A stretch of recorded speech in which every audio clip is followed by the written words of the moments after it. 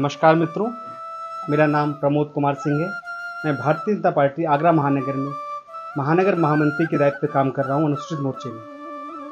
मित्रों, जैसा कि हम सब जानते हैं कि हमारा देश तीज और त्योहारों का देश है और इसी क्रम में आगामी 14 तारीख को होली का हम लोग बहुत अच्छा एक बड़ा पर्व भारत का हम लोग मनाने जा रहे हैं। मैं आज इस संदेश में छोटी सी बात इसलिए कुछ और भी बताना चाहता हूँ ताकि हमारे बच्चों को भी ये मालूम हो कि हम होली क्यों मनाते हैं। अक्सर कई बार हम कार्यक्रमों में जाते हैं, कई जगहों पे होली मिलन समारोह होते हैं, बच्चों को शायद उसके बारे में उसकी लघु कथा नहीं मालूम होती है। तो मैं बताना चाहता हूँ बच्चों को भी इस बाइट के माध्यम से कि बच्चों, हम होली क्यों मनाते हैं। हमारी पुराणों में, हमारी कथाओं में ये चीज़ का वर्णन है कि भक्त प्रहलाद, जो कि बहुत बड़ा भक्त था विष्णु जी का, उनके पिताजी हिरण्यकश्यप थे, लेकिन वो कहीं ना कहीं उसकी भक्ति के बहुत विरोधी थे और उन्होंने बहुत समझाया अपने पुत्र को कि वो विष्णु जी की आराधना करना छोड़ दे, परंतु भक्त प्रहलाद तो उनका परम भक्त था, वो नहीं माना।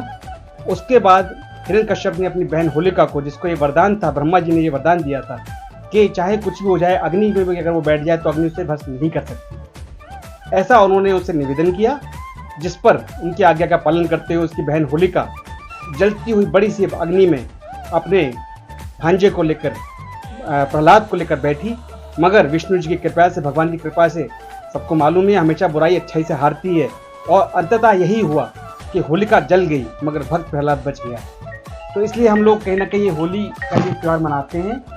साथ ही साथ होली कहीं ना कहीं सामाजिक समरसता का एक भाव प्रकट करती है। इस दिन हम सब भाई बहन मिलकर अपनी जात पात धन संप्रदाय सब भूल जाते हैं और पुरानी दुश्मनियों को भी भूल के एक दूसरे को गले लगाते हैं। तो बस यही कहते हुए मैं अपनी वाणी को समाप्त करता हूँ और आप सबको बहुत बहुत बधाई, शुभकामनाएं कि हम सब मिलके अच्छे से होली मनाएं और अपने त्यौहार को हमेशा की तरह हर्ष उल्लास से और होली के रंगों से सजाएं। धन्यवाद।